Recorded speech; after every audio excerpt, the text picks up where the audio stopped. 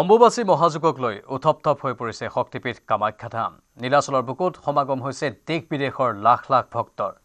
মাৰ আশীষ ল'বলৈ কামাখ্যা মন্দিৰত ভিৰ কৰিছে লাখ লাখ ভক্তই। দিনে নিশাই ভক্তৰ সমাগমেৰে কামাখ্যা ধামত উখল মাখল পৰিৱেশৰ সৃষ্টি হৈছে। আজি পুৱাৰে পৰা নিশালৈ দেখা গৈছে ভক্তৰ সমাগম। মাৰ আশীষ কামনাৰে বিভিন্ন বেশভূষাৰে তপ জপত ব্যস্ত সাধু সন্যাসী।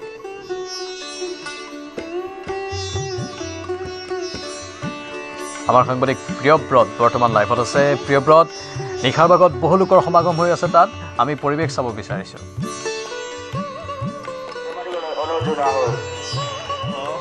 দুপৰ নিশা পৰ্যন্ত কিন্তু বৰ্তমান সময়লৈকে দেখিবলৈ পোৱা গৈছে যিসকল ভক্ত আছে, ভক্তগণে উগুৰি খাই পৰি আছে বা উগুৰি খাই পৰিছে নীলাচলৰ বুকুত আৰু মা কামাখ্যাৰ ভূমিত। আৰু বৰ্তমানেও আমি গোটেই পৰিৱেশটো যদি দেখুৱাওঁ, ভিডিঅ' জাৰ্নেলিষ্ট অঞ্জন ডেকা আছে, অঞ্জন ডেকাই গোটেই পৰিৱেশটো দেখুৱাব। জনসমাগম বৰ্তমান সময়তো কিন্তু ভয়ংকৰ ৰূপত হোৱা দেখিবলৈ পোৱা গৈছে। আৰু দিনৰ ভাগত যি ধৰণে লক্ষ লক্ষ জনসাধাৰণে লক্ষ লক্ষ ভক্তগণে আহি মাৰ আশীষ গ্ৰহণ কৰিবলৈ চেষ্টা কৰিছিল, ঠিক তেনেধৰণে নিশাৰ দৃশ্যও একেধৰণৰ দেখা দেখিবলৈ পোৱা গৈছে। যদিও বা 6 বজাৰ লগে লগে তলৰ পৰা ওপৰলৈ অহা যিসমূহ দৰ্শনাৰ্থী আছিল, ভক্ত আছিল, তেওঁলোকৰ আগমন বন্ধ কৰি দিয়া হৈছিল। তথাপি কিন্তু তেতিয়াৰ পৰা আহি থকা যিসমূহ ভক্ত আছে, লক্ষ লক্ষ ভক্ত বৰ্তমান সময়ত আহি থকা দেখিবলৈ পোৱা গৈছে। আৰু বৰ্তমান সময়তো মা কামাখ্যা দেৱালয়ৰ চৌহদত বা প্ৰাংগণত এনেধৰণে ভিৰ কৰা দেখিবলৈ পোৱা গৈছে। ঠিক সমান্তৰালভাৱে যিসকল নিৰাপত্তাৰক্ষী আছে, অসম আৰক্ষী জোৱান আছে, বিষয়া আছে, তেওঁলোকেও কিন্তু বৰ্তমান সময়ত যিহেতু নিশা হৈছে, গতিকে যিকোনো অনাকাংক্ষিত ঘটনা সংঘটিত হোৱাৰ আশংকা বেছি, গতিকে তেওঁলোকেও গোটেই আচলতে কথা বতৰাখিনি ভালদৰে নিৰীক্ষণ কৰিছে। কোনো যাতে আওখাত থাকি নাযায়, কোনোজনে ভুল ত্ৰুটি থাকি নাযায়, তাৰ বাবে বিশেষ ব্যৱস্থা গ্ৰহণ কৰিছে। আৰু যিমান তৎপৰ হ'ব লাগে, ঠিক তেনেধৰণে সিমান তৎপৰতাৰে আচলতে সকলো ব্যৱস্থা নিয়ন্ত্ৰণ কৰিবলৈ বৰ্তমান সময়ত চেষ্টা চলাই থকা দেখিবলৈ পোৱা গৈছে। আৰু গোটেই পৰিৱেশটো যদি দেখুৱাওঁ, আমি মন্তব্য ল'বলৈ চেষ্টা কৰিম। কেইজনমান দাদা আছে, আমি তেওঁলোকৰ পৰা সুধিবলৈ চেষ্টা কৰিম। দাদা ক'ৰ পৰা আহিছে? মঙ্গলদৈৰ পৰা। আজি আহিছে? হয়, আজি আহিছে। কেনে লাগিছে? আগতে আহিছে নে অম্বুবাচী? আহিছো, আগতে অম্বুবাচী মেলা আহিছো, কিন্তু প্ৰত্যেকবাৰতকৈ এইবাৰ বেছি মানুহ হৈছে, বহুত মানুহ হৈছে। মানুহ বহুত হৈছে। কিমান সময়ত ওপৰলৈ আহিছিল? কিমান সময়ত ওপৰলৈ আহিছিল? বহুত সময় লাগিছে, 3 ঘণ্টামান লাগি গৈছে। কেইটা বজাত উঠিবলৈ আৰম্ভ কৰিছিল? ওপৰলৈ কেইটা বজাত উঠিছিল? 5টাৰ পিছত আৰম্ভ কৰিছো। আহি পাওঁতে ৰিচেণ্ট ৰাউণ্ড শেষ কৰিছো। কেইটা বাজিলে আহি পাওঁতে? 9টা বাজিল চাগে। 9টা বাজিল চাগে। গতিকে 4 ঘণ্টা সময় প্ৰায় লাগিছে। বহুত মানুহ হৈছে, বহুত মানুহ, আৰু বহুত ভালো লাগিছে। বহুত ভাল লাগিছে। বহু লাখ লাখ ভক্তৰ সমাগম হৈছে। ধন্যবাদ জনাইছোঁ প্ৰিয়ব্ৰত এইখিনি তথ্যৰ বাবে আৰু পোনপটীয়া সম্প্ৰচাৰ আমাক দেখুওৱাৰ বাবে।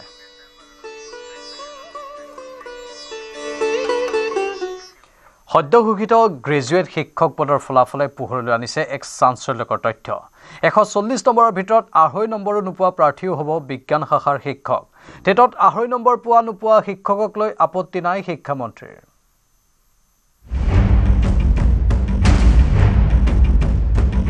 এয়া নম্বৰেৰে কিদৰে শিকাব গণিত?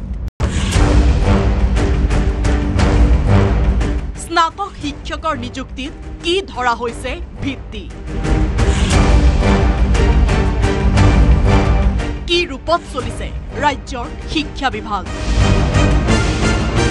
এইবোৰ প্ৰশ্ন এতিয়া চৰ্চিত বিভিন্ন মাধ্যমত।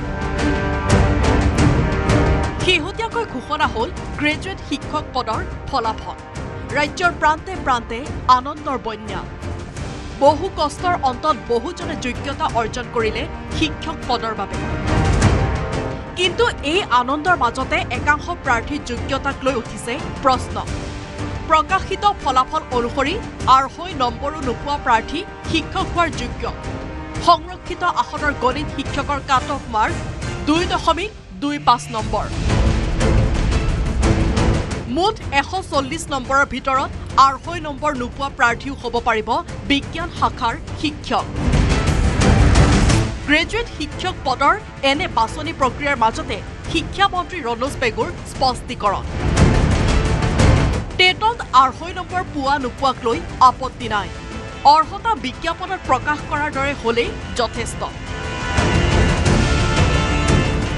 কাট অফ মাৰ্ক ইয়াত নিগেটিভ মাৰ্কিঙৰো ব্যৱস্থা আছে। গতিকে এজন ছাত্ৰই যদি 50% শুদ্ধ উত্তৰ কৰে আৰু 50% তেওঁ যদি ভুল উত্তৰ কৰে, তেওঁৰ মাৰ্কটো 0 হৈ যাব। 50% যে তেওঁ মানে শুদ্ধ কৰিছে সেইখিনি আকৌ ভুল উত্তৰৰ কাৰণে নিগেটিভ হৈ যায়, নিগেটিভ মাৰ্কিং হৈ যায়।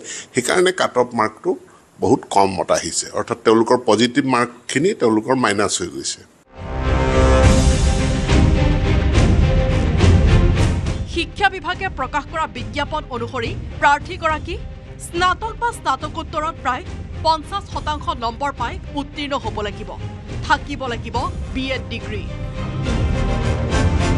এনে অৰ্হতা থাকিলে শিক্ষক পদৰ বাবে যোগ্য এগৰাকী প্ৰাৰ্থী। যোগ্যতা এটা প্ৰথমে নিৰূপণ কৰা হৈছে যিসকল গ্ৰেজুৱেট উইথ 50% মাৰ্কছ আৰু যিসকলৰ BEd আছে তেখেতসকলেহে টিচাৰৰ কাৰণে যোগ্য। যদি কাৰোবাৰ 50% গ্ৰেজুৱেশ্যনত নাই কিন্তু মাষ্টাৰ্ছ ডিগ্ৰী তেওঁৰ সেই ছাবজেক্টটোত তাত আছে, সেইটো গ্ৰহণ কৰা হয়। ঘোষিত টেট পৰীক্ষাৰ নম্বৰে প্ৰাৰ্থীগৰাকীক যোগ্যতা নিৰূপণ নকৰে বুলি শিক্ষামন্ত্ৰীৰ মন্তব্য। মন কৰিবলগীয়া কথাটো হ'ল ইয়াৰ পূৰ্বে অনুষ্ঠিত হোৱা প্ৰাথমিক, মাধ্যমিক অথবা হাইস্কুলৰ শিক্ষকৰ ক্ষেত্ৰত যোগ্যতা নিৰূপক আছিল টেটৰ নম্বৰ। টেটত অনুত্তীৰ্ণ অযোগ্য ঘোষিত হৈছিল শিক্ষক পদৰ বাবে। কিন্তু গ্ৰেজুৱেট শিক্ষকৰ ক্ষেত্ৰত এই নিয়মে বিপাঙত পেলাইছে একাংশ। শিক্ষকতাৰ বাবে অনুষ্ঠিত টেট পৰীক্ষাত নাই উত্তীৰ্ণৰ নম্বৰ। খালী হৈ থকা পদৰ ভিত্তিত তালিকা প্ৰস্তুত বিভাগৰ। অৱশ্যে শিক্ষা বিভাগৰ এই নিয়ম কানুনৰ বিষয়ে মুখ্যমন্ত্ৰী অৱগত নহয় বুলি প্ৰতিক্ৰিয়া হিমন্ত বিশ্ব শৰ্মাৰ। স্যাৰ, যোৱাকালি টেট পৰীক্ষাৰ ফলাফল ঘোষণা হৈছে আৰু দেখা গৈছে গণিতত 2.5 পায়ো কোনোবাই সিলেকশ্যন হৈছে। এই ক্ষেত্ৰত কি ক'ব? কি বা নিয়ম আছে মই নাজানো, মই চেক কৰিব লাগিব।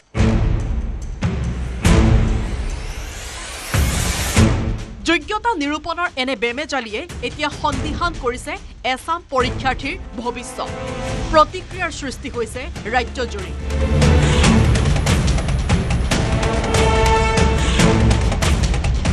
ধেমাজিৰ পৰা মন বিকাশ বুঢ়াগোহাঁইৰ সহযোগত বলেন ভট্টাচাৰ্যৰ report, news 18 Assam north east. Assam downtown বিশ্ববিদ্যালয় আনিছে আশাৰ বতৰা। অসম ডাউনটাউন বিশ্ববিদ্যালয়ত আৰম্ভ নতুন পাঠ্যক্ৰম। L&T এডুকেটৰৰ সহযোগত আৰম্ভ কৰা হৈছে অত্যাধুনিক অভিযান্ত্ৰিক পাঠ্যক্ৰম। অসম ডাউনটাউন বিশ্ববিদ্যালয়ত আৰম্ভ নতুন পাঠ্যক্ৰম। L&T এডুকেটৰৰ সহযোগত আৰম্ভ কৰা হৈছে অত্যাধুনিক অভিযান্ত্ৰিক পাঠ্যক্ৰম। এই পাঠ্যক্ৰমৰ ভিতৰত আছে civil engineering, mechanical engineering, mechatronics engineering, semi conductor engineering. শিক্ষাৰ্থীসকলক উদ্যোগ ক্ষেত্ৰৰ শিক্ষা প্ৰদানৰ বাবে এই পাঠ্যক্ৰম যুগুতোৱা হৈছে।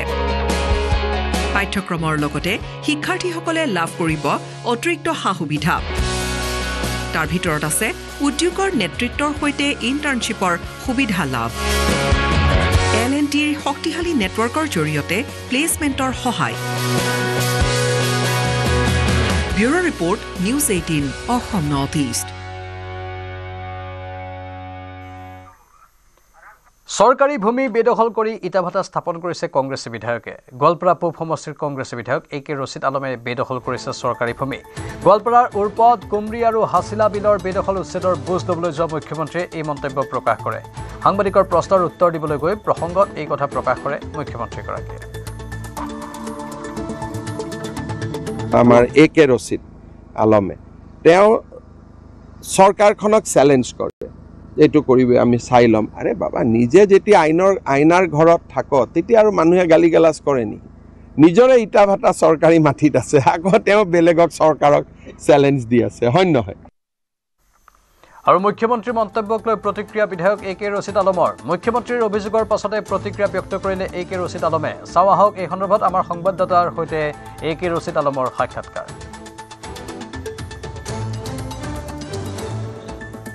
আজি গোৱালপাৰাৰ হাছিলা বিলত আহি উপস্থিত হৈছিল অসমৰ মুখ্যমন্ত্ৰী ডক্টৰ হিমন্ত বিশ্ব শৰ্মা।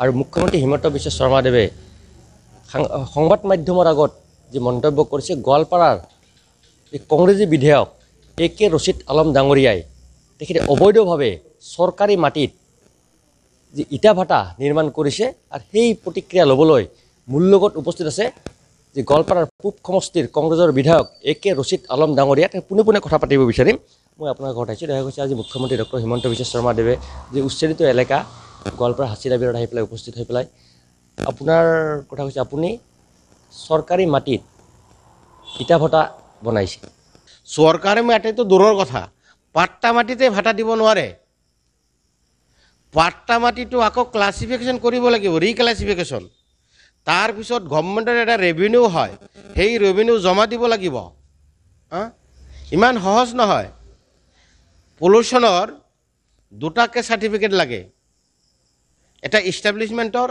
আৰু এটা যেতিয়া অপাৰেশ্যন কৰিব ফায়াৰিং যেতিয়া হ'ব তেতিয়া ডিএফঅ'ৰ NOC লাগে এগ্ৰিকালচাৰৰ NOC লাগে পঞ্চায়তৰ NOC লাগে সয়েল কনজাৰ্ভেশ্যনৰ NOC লাগে সাৰ্কেল অফিচাৰৰ পৰা নেশ্যনেল হাই ৰোড কিমান দূৰ ৰেলৱে কিমান দূৰ স্কুল কিমান দূৰ মন্দিৰ মছজিদ কিমান দূৰ এইবিলাক ডিষ্টেঞ্চ চাৰ্টিফিকেট লাগে 16টাৰ পৰা 20টালৈকে ডকুমেণ্টছ লাগে তাৰপিছতহে ভাটা ইষ্টাব্লিছমেণ্ট হয় তাৰপিছত ভাটা দিব পাৰে চৰকাৰী মাটিত কেতিয়াও ভাটা নহয় এইখিনিও গম পোৱা নাই এতিয়ালৈ গতিকে মই আপোনালোকৰ জৰিয়তে মুখ্যমন্ত্ৰী ডাঙৰীয়াক ক'লোঁ যে ভাটা দিওঁতে কি কি ডকুমেণ্টছ লাগে সেইখিনি দেখি ল'ব আৰু মই যিহেতু এজন বিধায়ক মই কেতিয়াও আইন ভংগ কৰি মই কেতিয়াও ভাটা ইষ্টাব্লিছ কৰা নাই আৰু কেতিয়াও এনে কাম নকৰোঁ যাৰ কাৰণে নেকি এতিয়াও মোৰ নিচিনা বিধায়কক নিজৰ বশৱৰ্তী এতিয়ালৈ কৰিব পৰা নাই হয় এয়া আছিল গোৱালপাৰা পূব সমষ্টিৰ কংগ্ৰেছৰ বিধায়ক একে ৰচিদ আলম ডাঙৰীয়াৰ প্ৰতিক্ৰিয়া এয়া আছিল আজিৰ ছুপাৰ প্ৰাইম নমস্কাৰ